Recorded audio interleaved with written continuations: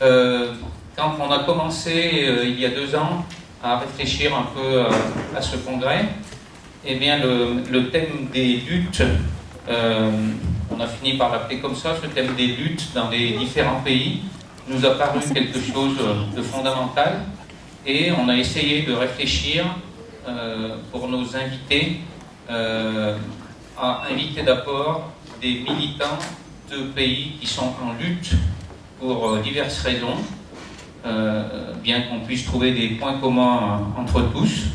Et donc c'est sur ces critères-là au départ que nous avons choisi d'inviter les gens qui vont se présenter et qui vont prendre la parole aujourd'hui.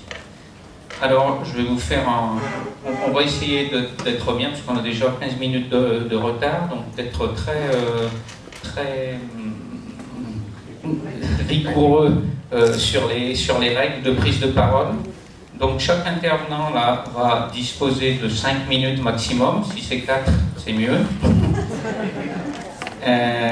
Et pour qu'on puisse après laisser la parole un peu à la salle, et surtout à d'autres pays amis, d'autres représentants des mouvements qui n'ont pas été invités par l'ICEF de façon officielle, mais que nous sommes contents de voir ici, qui ont été invités soit par des particuliers, soit par d'autres associations, et que nous sommes très contents d'avoir ici. Et puis bien sûr, aux questions que vous pourrez poser à nos invités sur les conditions dans lesquelles ils peuvent ou ne peuvent pas exercer leur métier. Voilà. Donc, je vous présente de gauche à droite, enfin de droite à gauche pour vous, excusez-moi, Nindia, qui vient du Burkina, voilà. Samié, qui vient du Togo, voilà, ils font partie tous les deux bien sûr de la CAMEM. Sofia, qui nous vient de Grèce. Marco Esteban, qui vient du Mexique, accompagné de Rogelio. Voilà, c'est ça. Et Véronica, qui est argentine. Entre les deux, eh bien, il y a Emmanuelle, qui est tout à fait française, mais qui a bien voulu nous aider à faire la traduction pour Marco Esteban. Voilà. Et puis, je n'ai pas présenté donc Michel Mulin, qui est ici à mes côtés pour animer cette table ronde, et à qui je cède la parole tout de suite. Bonjour. Non, c'est bon. De toute façon, il nous faut absolument 2 micros. Oui, je voudrais rajouter simplement ce que dit Jean-Luc, qu'on ne va pas pouvoir traiter tout, c'est absolument impossible, mais que dans les rencontres avec et différents ateliers, vous pouvez continuer à poser vos questions aux différentes personnes qui se trouvent à cette table. Les questions seront sériées de manière à ce qu'on puisse répondre globalement et qu'on ne revienne pas plusieurs fois sur la même question. Je vais d'abord donner la parole à Samié, qui vient du Togo effectivement, mais qui est en même temps le président de la CAMEM et qui peut parler de la situation dans son pays en priorité, parce que les événements peut-être que vous avez suivis sont dramatiques, et qui parlera également de la CAMEM, c'est-à-dire des autres pays d'Afrique qui appartiennent au mouvement freinais de la FIMEM. Merci Mila, bonsoir à tous. J'avais présenté les luttes syndicales dans plusieurs pays, le Togo, le Bénin et le Cameroun. Mais alors que plusieurs fois, il y a eu des partis d'opposition, il y a la société civile qui ont introduit des avant-projets de loi allant dans ce sens, qui ont été rejetés par le parti au pouvoir. Et je vais rappeler que le chef de l'opposition actuellement, il a lutté durant 20 ans, il y a eu beaucoup de marches, beaucoup de manifestations au Togo qui n'ont pas abouti. Actuellement, c'est un nouveau parti qui est né il y a cela 4 ans, qui a commencé par émerger.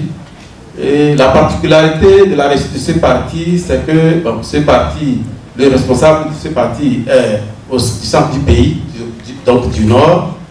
Et ce nord qui est réputé être favorable au régime, ça dérange. Et ce parti a promis vraiment de déboulonner le système dans son ensemble. Et bien sûr, il a le soutien des autres partis politiques, mais qui n'ont pas encore entré dans la danse. Et donc, le samedi passé, il y avait eu des manifestations dans 5 localités différentes. À Lomé, la capitale, les gens ont été dispersés, il y avait vraiment des milliers, il y avait une manifestation, une mobilisation très importante. Allô?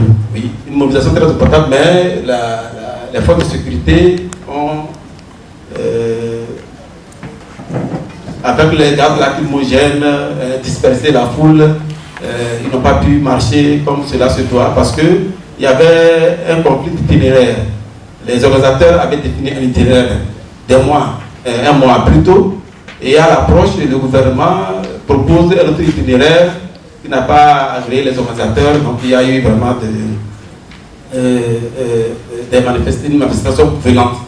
Donc dans d'autres pays, comme à Nié, il y a aussi dispersion des foules. Et à Bafilo, la marche a été pacifique. Donc les villes que je cite là, c'est les villes du nord. Mais au fief de l'opposant qui sont codés, la grande ville de Togo, de la région centrale, c'est là-bas que la manifestation a été vraiment très violente.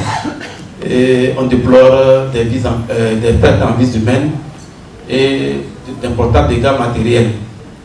Et à l'heure où je vous parle, toute la ville, durant toute la région, est quadrillée par les bérets rouges et les bérets verts, parce que les forces de gendarmerie et de police n'arrivant pas à bout des manifestants, avoir leur nombre et leur détermination.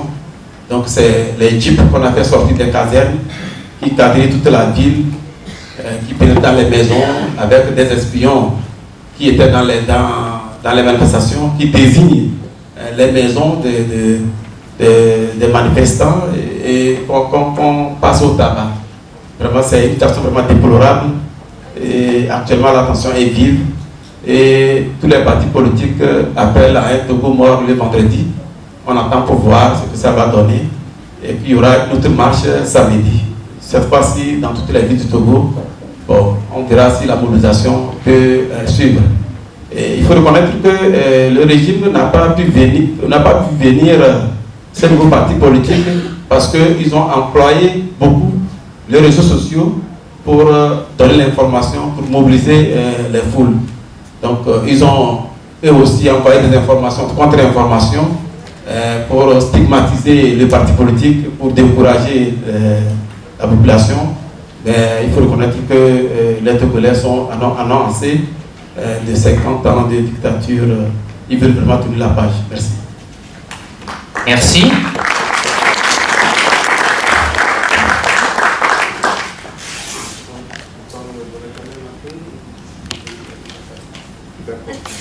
Oui, mais je vais profiter, puisque tout le monde n'était pas à mon atelier. Je représente aussi la CAMEM, qui est la coordination africaine des mouvements d'école moderne, qui regroupe actuellement 9 associations, 9 groupes prénés africains, le Maroc, le Sénégal, le Burkina Faso, le Bénin, la Côte d'Ivoire, le Togo, le Cameroun, la RDC et le Niger. Le Niger a adhéré à la coordination il y a seulement 2 ans. Et il y a 3 mouvements aussi qui frappent à nos portes, qui sont en création. Il s'agit du groupe préné de la Guinée-Conakry et le groupe en création au Ghana et au Nigeria. Donc la famille freinée s'élargit de jour en jour et l'Afrique reste un terrain fertile et nous avons vraiment besoin de cette pédagogie pour changer l'éducation en Afrique, pour changer l'école et pour changer le monde. Merci.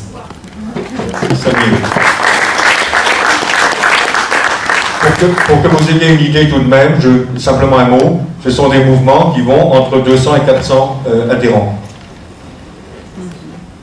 India.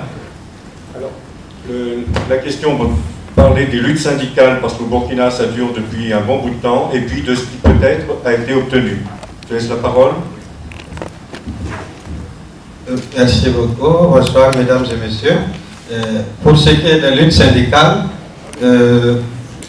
Les principales luttes que je vais rappeler rapidement sont les suivantes. Il y a, depuis quelques années, au Burkina Faso, les syndicats se sont engagés pour lutter pour une meilleure formation des enseignants et aussi pour le recrutement qui se passe aujourd'hui avec le BPC pour que cela soit désormais avec le bac. Voilà. Et ça, c'est déjà un acquis. Et le gouvernement a marqué son accord et les négociations sont en cours et puis bon, ils essaient de voir comment ils vont aller progressivement pour arriver à cela. Et la seconde lutte que je vais parler ici, c'est la levée des sanctions arbitraires qui frappent les délégués et les travailleurs ou leurs militants. Rien qu'en 2016, à côté ici, il y a eu plus de 1600 licenciements pour des faits de grève. Et il y a eu aussi beaucoup de personnes ont vu leur dossier de candidature pour les concours professionnels disparaître. Tout simplement parce qu'ils ont pris part à un mouvement syndical et qu'ils ont manifesté. C'est à ce niveau, le syndicat a obtenu une loi qui a été votée à l'Assemblée nationale pour que désormais, pour tout ce qui est fait de grève, on se réfère à la législation en vigueur dans notre pays. Et ensuite, nous avons également acquis, pour ce qui est des luttes syndicales, le financement des activités de circonscription d'éducation de base, que nous appelons les CEB, dirigées par les inspecteurs de l'enseignement de premier degré au Burkina Faso. Il faut dire qu'avant 2017, ces circonscriptions, pour leurs besoins financiers, étaient financées par les cotisations des élèves. Et il n'était pas question pour les syndicats et les enseignants que ce soit les élèves qui cotisent pour faire fonctionner une circonscription d'éducation de base. Et juste la petite histoire que je vais vous raconter, c'est que rien qu'en 2015 à côté, il y a eu un élève de 10 ans qui s'est suicidé tout simplement parce que son papa n'a pas payé 3-0, ça veut dire 2000 francs CFA à l'école, tout simplement parce que l'association des parents d'élèves venait le faire sortir parce qu'il n'a pas payé ses cotisations pour le fonctionnement des CEP. Et l'enfant s'est suicidé et ça a été vraiment une situation terrible qui est arrivée. Et le syndicat s'est levé encore, et il y a eu des manifestations, il y a eu des actions qui ont été posées à ce niveau. Aujourd'hui, en 2017, le gouvernement a levé cela. Désormais, aucun élève ne va cotiser pour faire fonctionner une circonscription d'éducation de base au Burkina Faso. C'est l'État qui va prendre en charge l'ensemble de ces dépenses-là. Et le dernier volet que je vais surtout insister à ce niveau, et qui est bénéfique pour nous, enseignants de la pédagogie freinée, c'est que le syndicat a obtenu du gouvernement, même si chaque discipline au Burkina Faso a toujours sa méthode qui est imposée, désormais le syndicat a obtenu du gouvernement que les enseignants puissent enseigner, donner leurs cours et leur enseignement, éducation, enseignement, apprentissage dans tout le pays à travers les méthodes et les techniques, pourvu que ces méthodes et ces techniques apporte un concours à l'amélioration de l'apprentissage et l'implication des enseignants. Et à ce niveau, la pédagogie freinée trouve en tout cas une voie facile où on peut la pratiquer désormais au Burkina Faso. Bien d'autres techniques aussi peuvent être utilisées, mais pour ce qui me concerne, en tant qu'enseignant et pratiquant de la pédagogie freinée, cette lutte a été pour moi, a eu pour moi une grande importance parce que désormais, au Burkina Faso, la technique freinée peut être enseignée au sein d'une école sans qu'on ne s'inquiète des sanctions venant des supérieurs ou de toute autre chose. Voilà. Et à ce niveau, c'est un grand paquet pour nous, enseignants de la pédagogie freinée au Burkina Faso. Voilà. C'est juste ces aspects que je voudrais souligner ici. Peut-être dans les questions, certaines choses pourront revenir. Je vous remercie.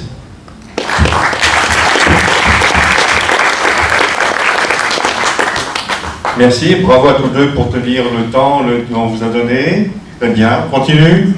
Alors,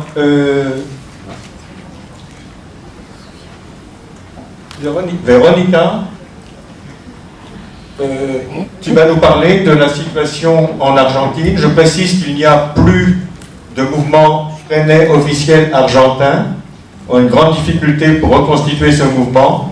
Mais parle-nous quand même de l'Argentine, parce que je pense que nous n'en savons pas grand-chose, sinon que c'est probablement le pays, enfin c'est un pays dans lequel les enseignants font 2 fois plus d'heures qu'en France. Bonsoir à tous, merci.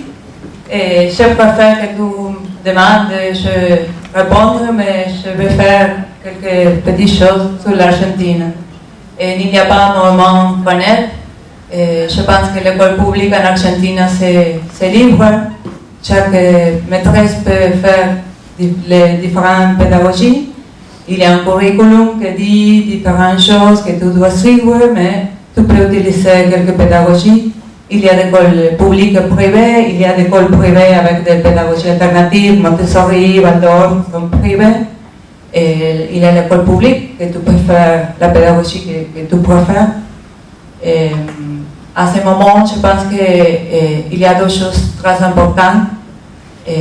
La famille et les parents sont différents à notre époque, les enfants sont difficiles.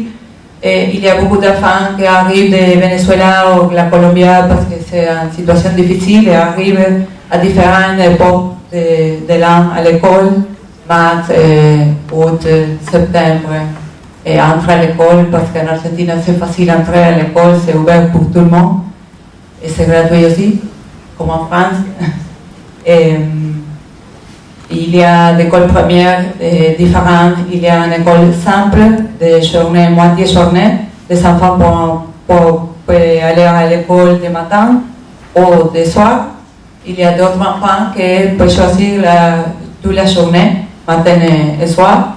Et la loi dit à ce moment que chaque fois, se doit finir l'école simple de moitié journée. Je pense que j'ai choisi de travailler dans l'école simple parce que pour moi c'est fantastique, parce qu'après l'enfant peut avoir d'autres choses. Et la loi dit que doit finir cette école parce que la quantité d'heures donnée l'apprentissage. Et l'autre chose que je pense que est différente un peu de l'Argentine, de notre pays, c'est la loi d'intégration, d'inclusion. Il y a des écoles spéciales pour les enfants handicapés, différentes discapacités mentales, motrices, émotionnelles. Et à ce moment, la loi dit que les enfants peuvent entrer à l'école commune. C'est difficile parce que la loi dit que si les parents disent que son fils reste dans l'école commune, et le directeur dit c'est possible que cet enfant va aller à notre école, la décision est de les parents. Pour ça, pour nous, les maîtresses, c'est très difficile parce qu'il n'y a pas beaucoup de capacitation. Parce que, par exemple, je donne de l'éducation physique chez les enfants de différents handicaps. Et bon, c'est un apprentissage constant, tout le temps, avec chaque enfant. Les syndicats que toi m'as dit que je parle un peu, les syndicats en Argentine sont très forts, mais les salaires c'est pas bon. Et bon, je ne sais pas autre chose. Tu m'avais dit la première fois qu'on s'était vu que tu intervenais sur 3 établissements dans Buenos Aires. Sur quoi? Sur 3 établissements différents dans Buenos Aires. Je crois que c'est une des choses sur lesquelles c'est quelque chose que tu peux peut-être commenter. C'est un instituteur. Enfin, moi, ce que j'ai lu dans la presse, je lis la presse de vos différents pays. Donc, et ce qui m'a paru important, c'est lorsque la presse a révélé que l'Argentine n'était pas, contrairement à ce qui était dit par le ministère, un des pays les plus performants, mais au contraire très bas dans les résultats internationaux. Et qu'à partir de là, on a voulu rentabiliser l'enseignement, tu me diras si je me trompe, c'est justement pour ça que je te le demande, et rentabiliser l'enseignement en imposant davantage d'heures et surtout qu'un instituteur puisse faire travailler dans une école sur sa propre matière. Donc on peut intervenir dans une matière dans plusieurs écoles. Est-ce que c'est toujours d'actualité? C'est ma question. Oui, j'ai compris.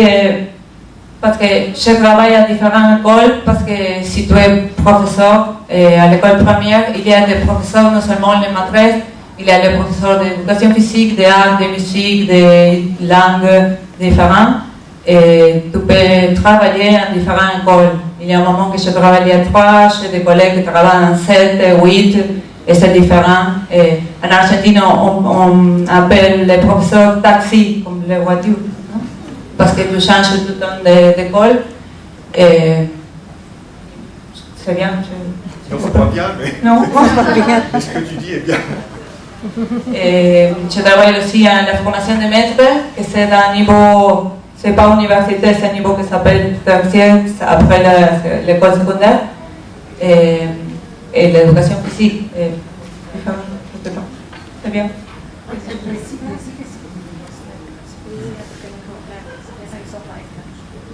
Non, non. Très bien. Merci.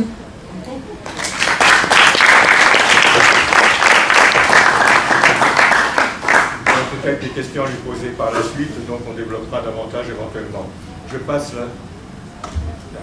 Je passe la parole à Sofia. Pour la Grèce, on entend parler d'elle régulièrement en France dans la presse. On sait que vous êtes dans une crise très grave.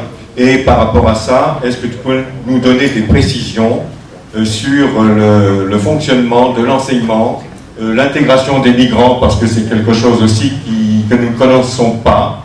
Et ce qui m'a surpris personnellement, c'est qu'il y ait un ministère qui s'occupe à la fois de l'éducation et des affaires religieuses. Merci. Alors oui, pas besoin de nous attarder trop sur la situation politique. On connaît tous ce qui se passe en Grèce. C'est grave, c'est très difficile. Juste, je pourrais dire qu'en ce qui concerne le monde enseignant, il n'y a plus d'embauche depuis beaucoup d'années. Il n'y a plus de recrutement, il n'y a plus de concours de recrutement.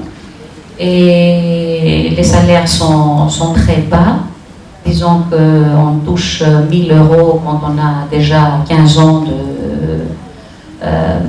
d'expérience. Alors c'est beaucoup moins qu'avant. Et donc la situation est très difficile pour les enseignants. Ce qui se passe dans les écoles, que nous gardons un bon niveau dans les écoles, est dû vraiment à la bonne volonté des enseignants, à leur sentiment de mission, vraiment. Et en Grèce, par tradition, le syndicalisme est fort, mais pourtant, les dernières années, il y a un découragement en général dans toute la population et on n'a pas de grandes manifestations, ni de grandes luttes syndicales. Pourtant, le syndicalisme est là et on est dans une situation ces dernières années d'attente pour voir ce qui va se passer parce que c'est tellement compliqué, c'est tellement difficile et c'est pas seulement une situation qui a affaire à notre pays, c'est international, alors tout est en mouvement. Donc, en ce qui concerne le ministère de l'Éducation, il est aussi un ministère de l'Éducation nationale et des cultes. L'État grec n'est pas un État religieux. Pourtant, on a le cours de religion à l'école. Ce gouvernement-là, le gouvernement actuel de Syriza, a voulu, a proposé de séparer l'école, l'église de l'école, mais il n'a pas réussi, malheureusement. Même on a changé de ministre à cause de cette proposition. C'était très, très grave. Alors on continue à avoir le cours de religion. On a changé le programme d'études et les contenus. Mais vous imaginez que ça n'a pas changé vraiment. Ouais. Alors l'Église est toujours contre, si vous voulez, elle freine des changements qui ont une marque idéologique, qui ont affaire au sujet d'éducation sexuelle ou d'homosexualité, etc. Alors, tandis qu'il y a un progrès, il y a beaucoup de choses qui sont faites actuellement en Grèce dans ces domaines-là, mais l'Église freine des sujets pareils. D'accord? Oui. Alors, les symboles religieux ne sont pas obligatoires dans les écoles, et ça évolue, à mon avis. D'abord, ça évolue beaucoup les dernières années.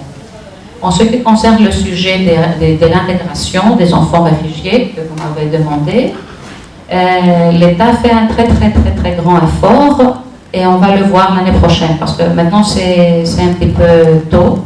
En tout cas, on a eu 1 million de réfugiés qui sont passés par le pays, et il y a 60 000 qui sont restés en Grèce, tandis que d'autres pays acceptent, les autres pays, les grands pays, qui acceptent des petits pourcentages, des pourcentages minimums.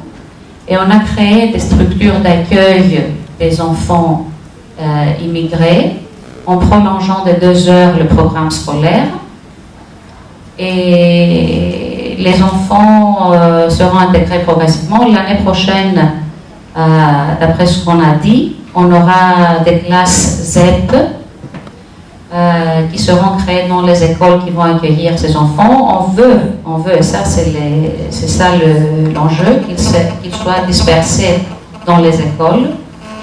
Et là, ce qu'on a dit, qu'on va créer des classes d'accueil. Hein? Donc les enfants vont suivre des cours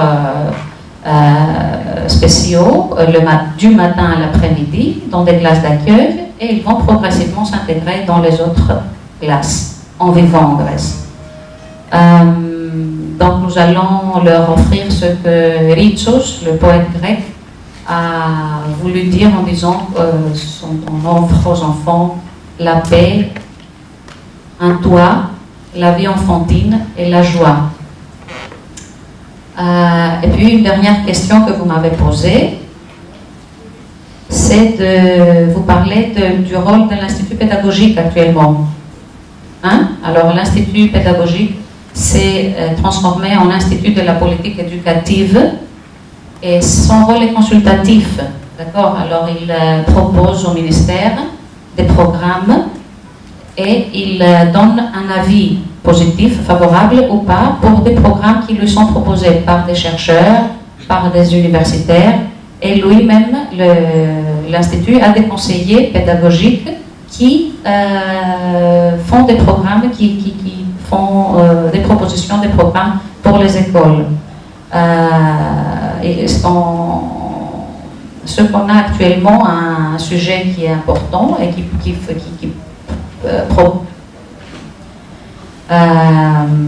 qui fait des polémiques, si vous voulez, c'est le sujet sur l'évaluation des enseignants qui n'existe pas en Grèce. En Grèce, on n'a pas d'inspecteur, on n'a que de conseillers pédagogiques. Et là, on veut proposer un programme d'évaluation des enseignants, et ça crée des problèmes parce que ça va passer par l'Institut pédagogique, cette proposition.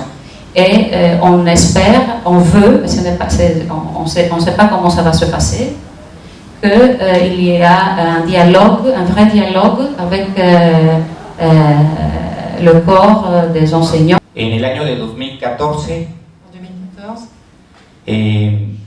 estas políticas han afectado a las escuelas normales, escuelas de formación de los maestros en zonas rurales. Ces manifestations ont atteint aussi les étudiants pour devenir maîtres. Les écoles normales, n'existent plus les SP, voilà, cherchez le mot. Desafortunadamente va vinculado la desaparición de 43 estudiantes normalistas de Ayotzinapa con estas políticas. Voilà, suite à cela, il y a 43 étudiants qui ont disparu. A pesar de que han manifestado que fue crimen organizado, Et bien que c'était des manifestations qu'ils aient dit que c'était la mafia, también hay una línea de investigación il y a eu aussi des investigations en que el Estado mexicano presuntamente es culpable qui montrent que l'État mexicain est certainement coupable de esta desaparición. de cette disparition. Estos 43 estudiantes iban a ser maestros Ces 43 étudiants allaient devenir enseignants y se oponían a la reforma educativa. et ils s'opposaient à cette réforme éducative. O sea, algunas fotografías de diferentes marchas. C'est des photos de certaines manifestations. En 2014 fueron multitudinarias, eran miles de personas manifestándose. Voilà, en 2014, il y a eu beaucoup de manifestations et il y avait des milliers de personnes qui manifestaient.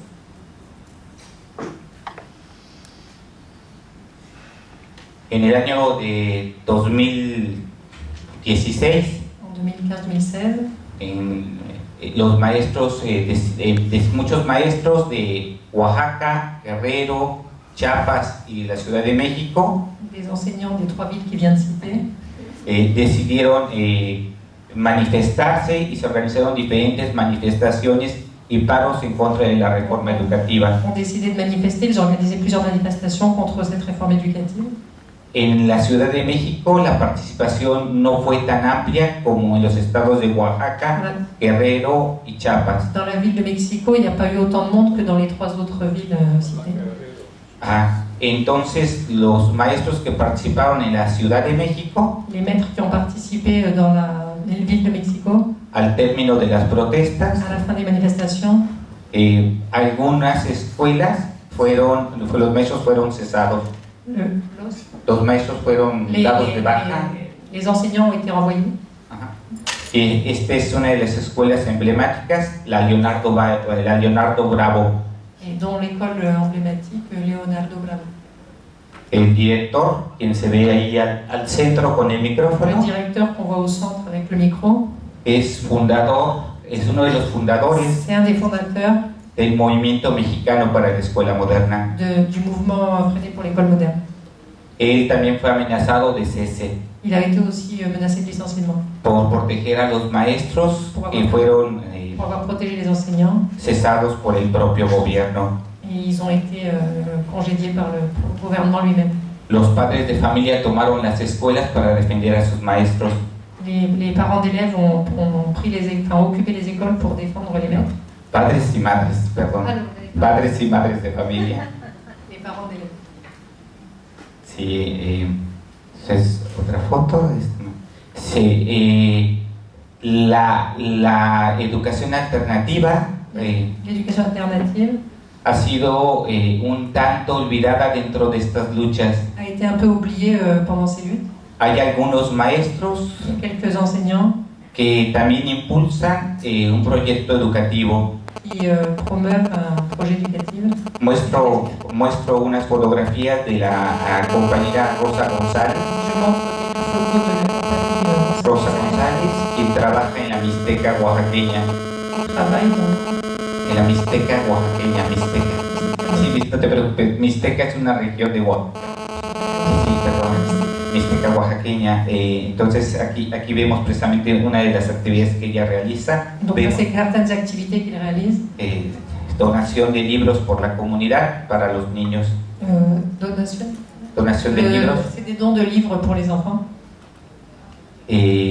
La Coordinadora Nacional de Trabajadores de la Educación La Coordination nationale de l'éducation ha impulsado un proyecto a impulsé un projet para construir una educación pour alternativa. construire une éducation alternative. Aquí ha participado de forma muy activa Et à ça a participé très activement la maestra Tere Garduño. là, Tere Garduño, la maestra, la profesora c'est le nom, d'accord. Tere Garduño, quien fue presidenta de la FIMEN hace algunos años. Qui a été présidente de l'association il y a quelques années. Es presidenta. Elle a été présidente de la FIMEN il y a quelques années. En el caso del Movimiento Mexicano para la Escuela Moderna, en el caso del Movimiento Mexicano para la Escuela Moderna, del Dans le MEN, cadre du mouvement pour l'école moderne, varios de los miembros, varios de los integrantes, plusieurs de ses membres, hemos estado apoyando on les a appuyés, on a appuyé plusieurs de ses membres. las luchas de la coordinadora en contra de la reforma educativa. Les membres ont appuyé la lutte de la réforme éducative. Merci. Un Contre la momento, réforme éducative. un video breve 25 segundos. Petite vidéo de 25 secondes. Es una maestra cesada. C'est une enseignante licenciée. Révoquée, cherchez le mot. Que el gobierno en verdad empiece a temblar porque los padres de familia de la Ciudad de México se están levantando. Y muchas gracias, padres, en verdad infinitamente por este apoyo a la Leonardo Bravo y en especial a las mamitas de la Escuela José López Portillo. Muchas gracias, papito. Elle remercie les parents qui sont venus appuyer cette lutte et défendre les mêmes. Sí.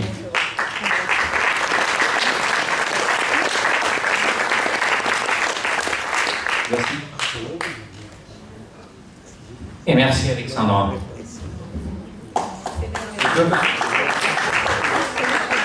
Emmanuel, pardon. Oh là là. Allez. Demain, à la même heure, on a une présentation d'un certain nombre de vidéos. Donc il y a peut-être des choses que vous pouvez ajouter, commenter. On aura besoin aussi de traduction parce qu'il y a des documents en espagnol. Alors je ne sais pas comment on le gérera. Je vais essayer d'être très bref, parce que là on a pris un petit peu de retard. J'ai envoyé un questionnaire à un certain nombre de pays qui ne sont pas représentés ici, pour essayer de faire le pays de la femelle, bien sûr, hein, donc des adhérents du mouvement Freinet, pour essayer de faire un point sur les luttes dans leur propre pays. Globalement, on va retrouver à peu près les mêmes choses que ce que nous venons d'entendre, à savoir des luttes qui ont été très longues et qui ont abouti à des résultats pour lesquels on peut encore espérer quelque chose. C'est le cas qu'on vient d'entendre pour le Burkina, avec toutes les nuances que tu as données. C'est le cas du Sénégal également, qui a eu des grèves très longues pendant des années et qui a eu une trêve syndicale à peu près pendant toute l'année, à part quelques événements sporadiques. Mais les promesses sont tellement macronisées de la part du nouveau gouvernement. Quand je dis macronisé pour les étrangers, je veux parler de notre président actuel. Beaucoup de promesses. Et on sait qu'elles ne seront pas tenues. Donc là, on va pouvoir parler de lutte à venir dès le mois de septembre ou dès la rentrée au Sénégal, qui est un peu plus tôt. Dans les remarques, alors d'autres luttes qui ont la lassitude. La lassitude, on la retrouve également dans un bon nombre de pays, dont le Japon en particulier, parce que toute lutte est absolument désespérée avec le gouvernement actuel. Il n'y a absolument rien à faire, c'est ce qu'on m'a envoyé. Hein. Je fais la synthèse simplement, je ne vous lis pas les documents parce que ça serait très long. Si quelqu'un, je crois qu'il y a un japonais, il pourra rectifier lui-même si je dis des bêtises, mais ça m'a été envoyé par Miki Gari, que certains connaissent, pour ses participations aux différentes RIDEF. Donc le Japon est absolument désespéré et on ne sait pas où on peut aller. De toute façon, ils n'ont plus aucune liberté dans leur pays et tout est programmé avec des horaires extrêmement stricts, le seul petit espace de liberté pour les Freinais, et ils y tiennent absolument, c'est le texte libre. Donc il ne reste plus que ça, mais n'allons pas leur dire qu'ils ne sont pas Freinais parce que c'est ça qui se rapproche. Dans les réponses que j'ai eu la Russie, mais comme elle est présente, Léna, elle nous en parlera elle-même. La Bulgarie, dans laquelle une réforme a été reportée, qui était prévue pour la rentrée dernière et qui sera reportée, avec là encore des choses qui sont tout à fait des réactions de la part du mouvement Freinet bulgare qui sont différentes des nôtres pour un certain nombre d'entre nous. En particulier, ils hésitent sur la question de l'enseignement privé. Se pose la question de savoir si on doit défendre donc tout le pays, mais en même temps le mouvement Freinet y compris, si on doit défendre la liberté pour tous ou au détriment des pauvres, puisque ce sont les plus pauvres qui payent pour les plus riches. Donc cette question-là n'étant pas résolue, le gouvernement n'a pas encore pris de décision, mais il faut s'attendre à ce que l'enseignement privé soit subventionné par l'État. Dans les luttes qui, par contre, sont complètement bloquées, On a le Mexique, bon là je ne vais pas le commenter puisqu'on vient d'avoir une situation dramatique. Ne pas oublier, parce que les informations sont totalement falsifiées, filtrées par les Américains, CNN et par c'est le Brésil. Au Brésil, l'information ne passe plus. On a une dictature qui s'installe au pouvoir. Les enseignants vont être contrôlés à partir de l'année prochaine sur le plan idéologique et licenciés s'ils ne répondent pas à l'idéologie officielle du gouvernement. Il y a des grèves en permanence, notre presse n'en parle pratiquement pas, des grèves dans les universités, dans les écoles, partout. Les salaires ont été baissés et la dernière trouvaille du gouvernement actuel, des putschistes, ils les appellent comme tels, c'est que comme ils ne peuvent pas payer les enseignants depuis 3 mois, on va leur demander de répondre à comment ça s'appelle ? Le gouvernement va faire une souscription pour qu'on puisse les payer. Donc les enseignants vont participer à cette souscription. La retraite a été reculée à 65 ans, alors que la longévité au Brésil est de 65 ans. C'est-à-dire qu'ils vont la prendre, disent-ils, avec humour, dans leur tombe. Voilà la situation au Brésil, avec des réactions violentes du gouvernement par rapport à toute manifestation. Qui ai-je oublié dans les pays qui ont... Alors, autre pays qui a des problèmes, nous l'avons tous lu, parce que c'était paru dans les informations de l'ICEM et dans la FIMEM, c'est la Colombie, où les multinationales sont en train de ruiner le pays et on ne s'occupe absolument pas des populations locales. À Malacca en particulier, vous connaissez pour un certain nombre d'entre vous, Ana Maria a fait un appel au secours en demandant qu'on envoie de l'argent pour que puisse, parce qu'on est en train de construire une autoroute pour faciliter le transport des minerais exploités par les Japonais et autres multinationales étrangères, et cette autoroute passe sur les sources qui alimentent une partie d'un village, et y compris la Granja de Amalaca. Autre situation, alors le Japon, j'en parlais tout à l'heure, renforcement du nationalisme avec leçon de morale dans ce sens, obligatoire dans toutes les écoles à partir de la rentrée dernière.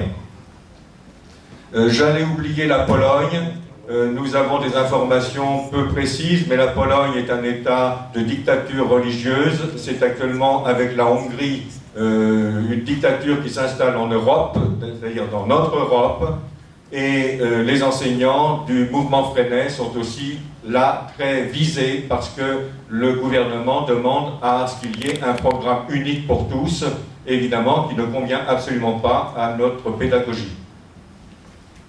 Là, les informations ont été données, je la cite parce que vous la connaissez pour un certain nombre d'entre vous, par Marjane Nakenja.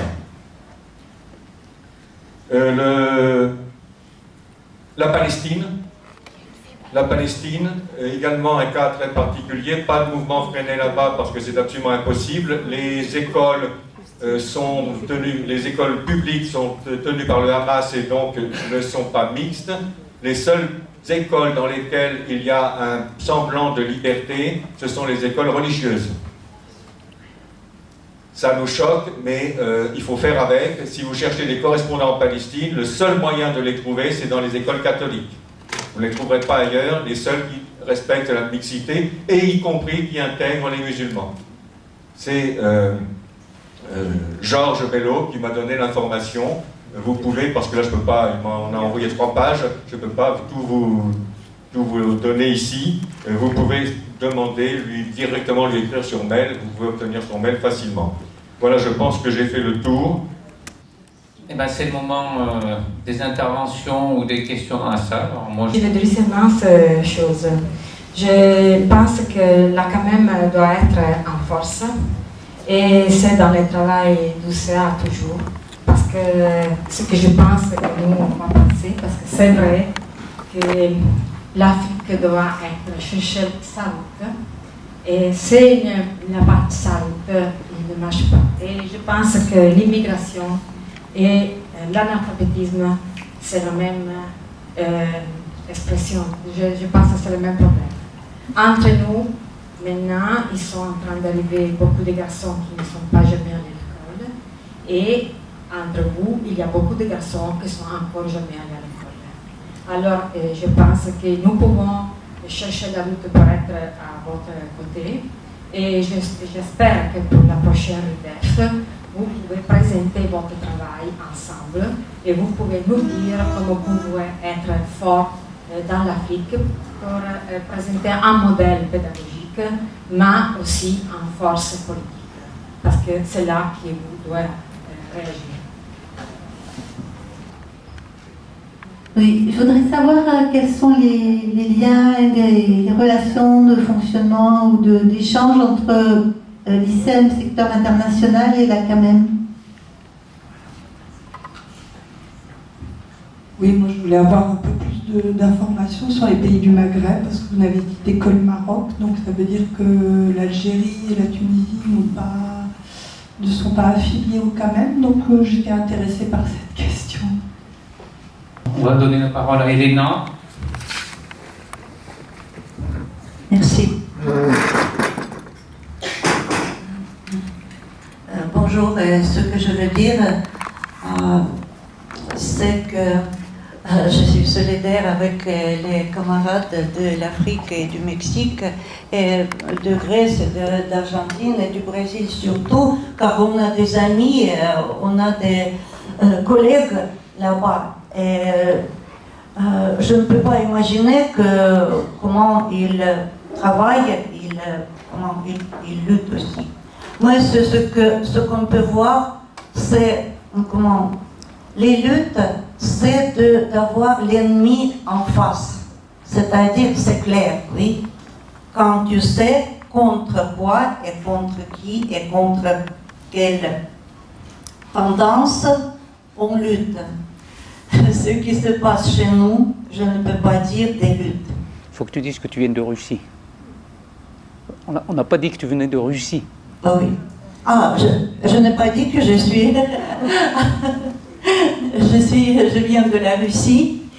Et c'est une chance très heureuse que je suis venue. Car je n'ai pas pensé d'abord de venir, et c'est Michel Mulet qui pouvait présenter, oui, la Russie, et lui-même, il était chez nous plusieurs fois.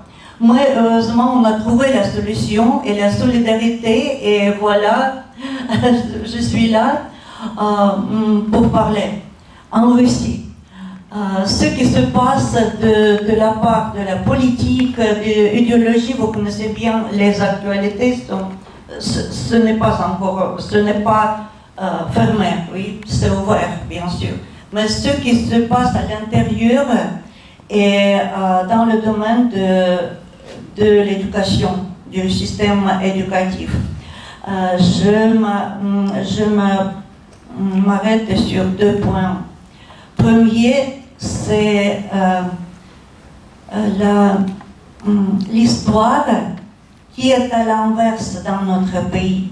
L'année 2017, c'est le centenaire de la révolution d'octobre.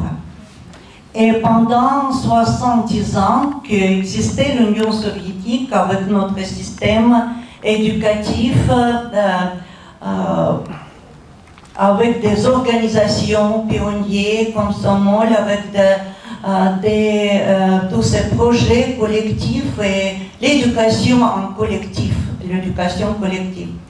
Et aujourd'hui, ce point fort dans notre système éducatif, il n'y a plus d'organisation des enfants. Et on est dirigé, c'est-à-dire on s'est tourné vers l'Europe. Moins vers l'Europe de théorie. Et vers la standardisation. On a introduit les examens de tests sous forme de tests. Les cahiers imprimés, c'est-à-dire ça devient de moins en moins créatif, de moins en moins libre. C'est-à-dire, ce premier, c'est la standardisation. Deuxième, c'est, bien sûr, c'est la tendance dans l'éducation, ce que je vois dans le monde entier, dans tous les systèmes, les enfants, ils regardent, ils prennent des exemples aux dessins animés, aux bandes dessinées, films américains. Ce sont les héros américains, oui. Ce n'est pas mauvais, oui, les héros. Mais ils ont envie de travailler en équipe, c'est-à-dire la socialisation, c'est le point qui était très fort en Union soviétique, mais c'est l'avenir, je crois, il y a à travailler dans notre pays aujourd'hui. Mais en ce qui concerne l'école moderne d'aujourd'hui, il s'agit de trouver et de choisir de nouvelles directions. Et oui, la pédagogie freinée, mais aussi, oui, pour les écoles alternatives et les enseignements alternatifs de projet. Pour parler des luttes, oui, je dirais que je vois les luttes pour l'émancipation, bien sûr, pour la liberté en méthode, pour la liberté en mentalité, pour les libertés mentales. Et il faut arrêter. Oui, c'est assez, oui. Merci. Merci. Oui. Et je dirais que ici au Congrès, je trouve des amis, je trouve des collègues qui on parle des nouveaux projets de coopération, des échanges, des publications, des articles. Et je crois que en avenir proche, on va travailler, on va voir de nouveaux projets avec la Russie et avec d'autres pays. À mon avis, il n'y a pas vraiment la relation entre l'immigration et l'analphabétisme, c'est plutôt la misère. Le point commun de la plupart de nos pays, c'est la misère. C'est cette misère qui pousse des gens vers l'immigration. Et c'est cette misère aussi qui pousse des gens dans la rue quand ils en ont assez. Et bien sûr, il faut reconnaître que les systèmes éducatifs qui sont là ne sont pas vraiment adaptés au marché de l'emploi de nos pays respectifs. Là aussi, il y a des efforts à faire. Par rapport à l'ISEM, les relations entre la CAMEM et l'ISEM ne sont pas formalisées, mais ça reste des échanges de mails entre les responsables de l'ISEM et de la CAMEM. Et je rappelle que c'est grâce à l'ISEM que la CAMEM est née. Jean Legal était là à la création de la CAMEM. Il représentait aussi la FIMEM. Et les RAEF que nous avons pu organiser, les rencontres africaines des éducateurs fermés, il y a eu 3 RAEF. C'est grâce à l'appui de l'ISEM aussi que nous avons mis en contact avec l'EPI pour avoir une subvention. Donc les relations sont bonnes, mais il faudrait peut-être formaliser ces relations-là comme nous avons commencé par le faire avec la FIMEM. Et par rapport au groupe freinés tunisiens et algériens, on sait qu'il y a des éducateurs freinés, mais ils ne sont pas, à mon avis, organisés en association, en mouvement. Soit qu'ils ne veulent pas se faire connaître. Actuellement, nous travaillons avec le Maroc. Et je sais qu'à la IDF du Sénégal, on avait invité les Algériens. Après, on n'a plus eu de contact avec eux. Et si vous avez des adresses, c'est le lieu de nous les fournir pour qu'on puisse rentrer en relation avec eux pour les encourager à ce qu'ils formalisent leur association au niveau de l'État. Je crois que j'ai pris encore la phrase.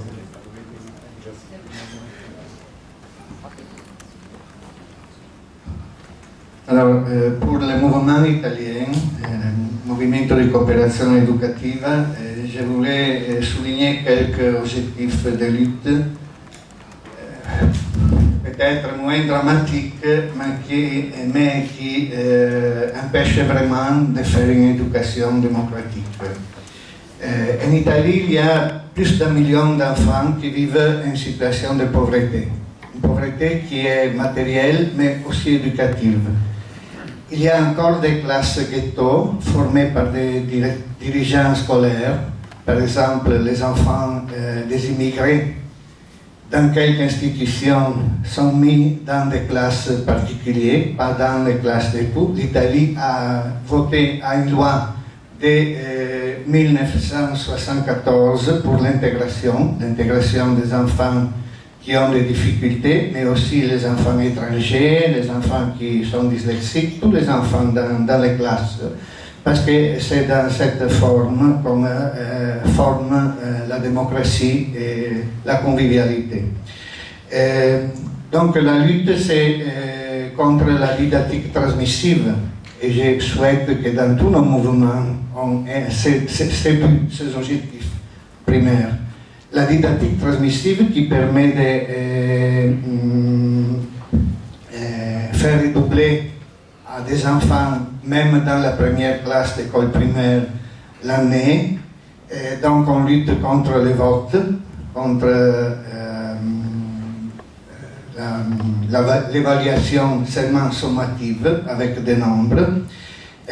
On lutte pour l'intégration, pour l'inclusion, et contre la hiérarchisation de l'école qui, comme dans d'autres pays, dans une idée de néolibéralisme, continue à transformer notre école, à essayer de transformer notre école dans quelque chose qui est contraire à tout l'esprit de l'éducation moderne. Et contre aussi donc, l'évaluation des enseignants.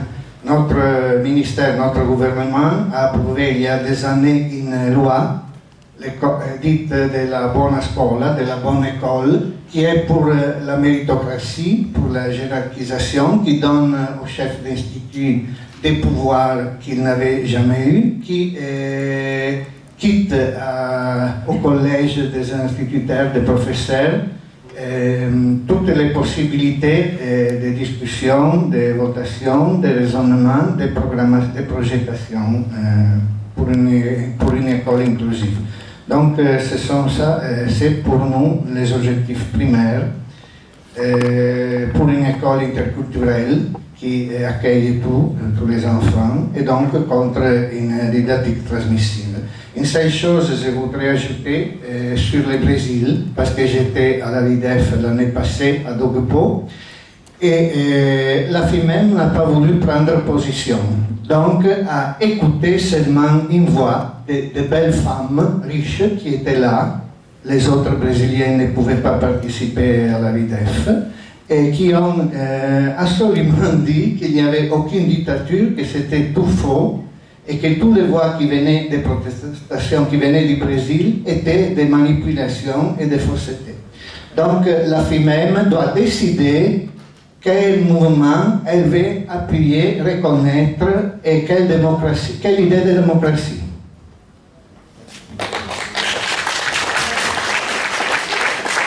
Alors, il est très difficile en 4 minutes d'essayer de faire le tour des situations de lutte dans un pays. Je vais être bref. Ce qui m'a beaucoup touché, c'est l'expression de la camarade de Russie, qui a essayé de vraiment expliciter une complexité de lutte dans des pays, je parle du Sud, parce que c'est quelque chose qui est très difficile à expliciter. C'est des régimes très forts avec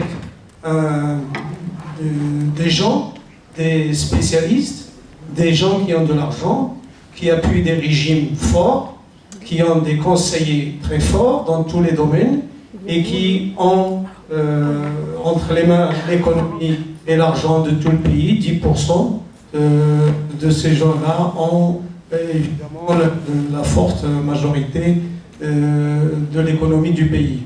Alors, l'expression que vous avez dit, c'est quelque chose qui fuit. On n'arrive pas, par exemple, je vais donner l'exemple du Maroc pour qu'on puisse essayer de voir la même chose dans les pays du Maghreb qui s'estiment, qui veulent normalement se situer dans des pays en développement alors qu'ils ne sont pas en développement. Tout est falsifié. Ces régimes autoritaires, on ne peut pas trouver vraiment expliciter la relation qu'ils ont avec l'école. Par exemple, la constitution, Abdelrahman Yousfi est parti parce que la constitution marocaine, qu'est-ce qu'il a fait? Il est parti en Belgique, il a fait un discours là-bas, comme quoi au Maroc, le régime, etc., etc. Et puis après, le roi avait confectionné la constitution de 2011. Cette constitution, qu'est-ce que c'est? C'est une constitution où nous, les enseignants, les camarades freinés, adhérer à une grande centrale syndicale, la CDT, avec le SNE, ont voté contre.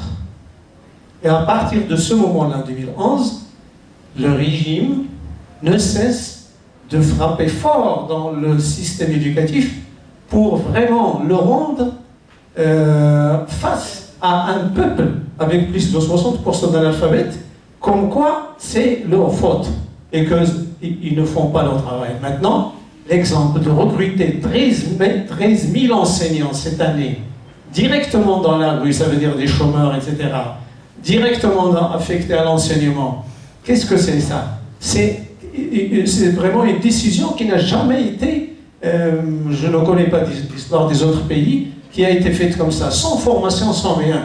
C'est des gens qu'on prend dans la rue, 13 000, qu'on va envoyer à la rentrée scolaire 2017 dans les écoles, dans les classes. C'est vraiment scandaleux tout ça.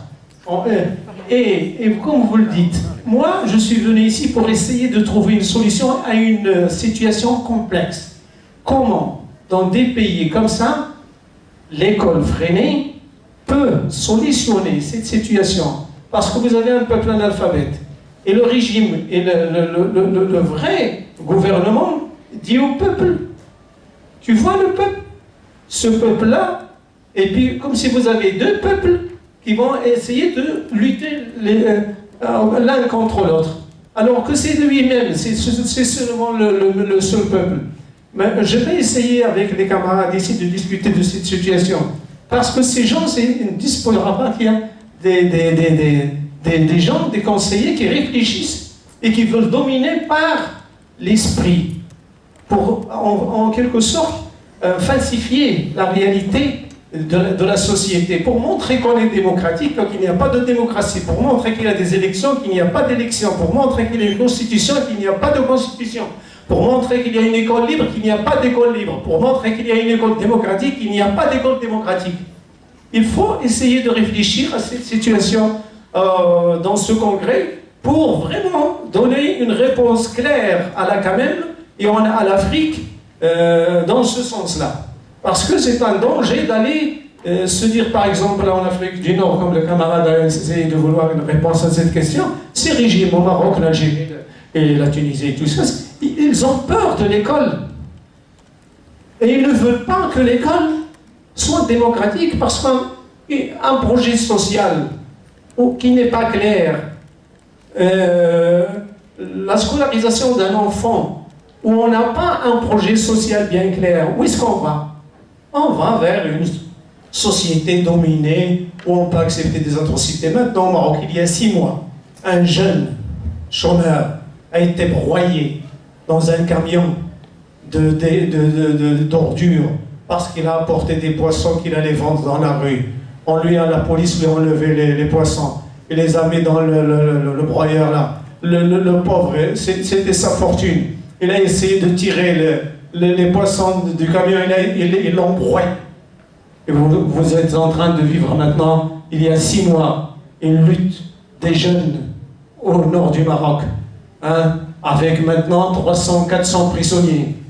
Et le sud aussi, parce que ce sont des Amazirs, le nord. Et au sud aussi, ce sont des Amazirs. Tout le peuple marocain soutient ces manifestations. Et on fait comme si rien ne se passe. Donc, moi, je pense que le problème du Congrès serait de trouver une solution au niveau de la CAMEM à ces réponses. Parce qu'on falsifie. Merci beaucoup.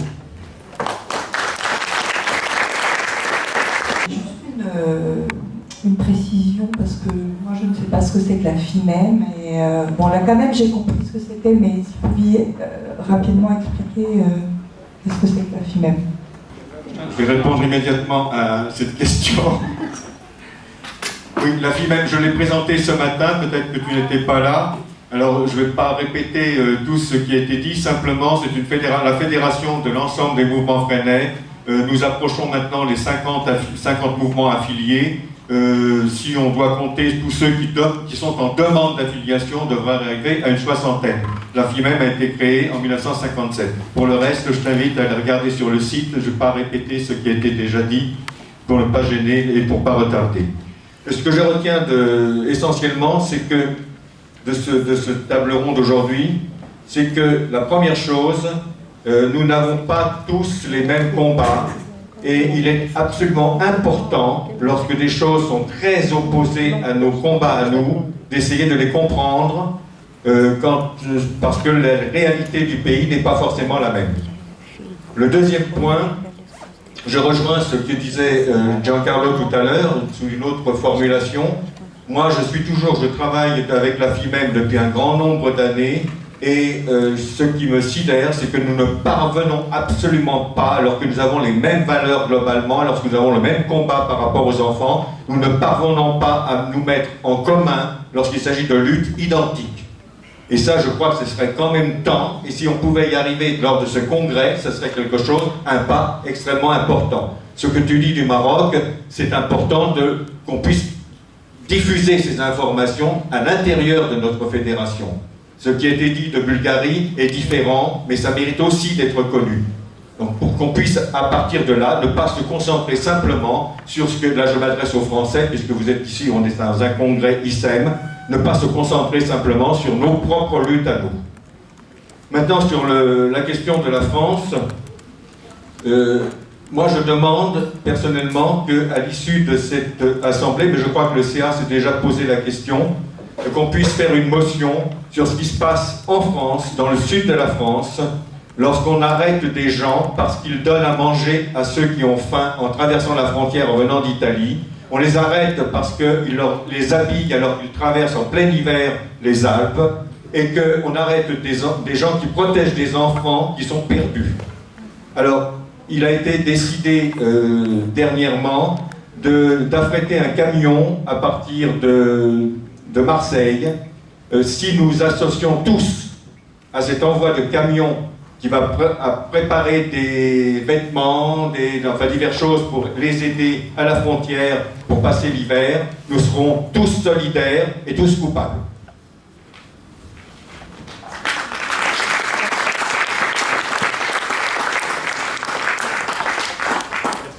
Eh bien, merci à tous. Bonne suite de congrès.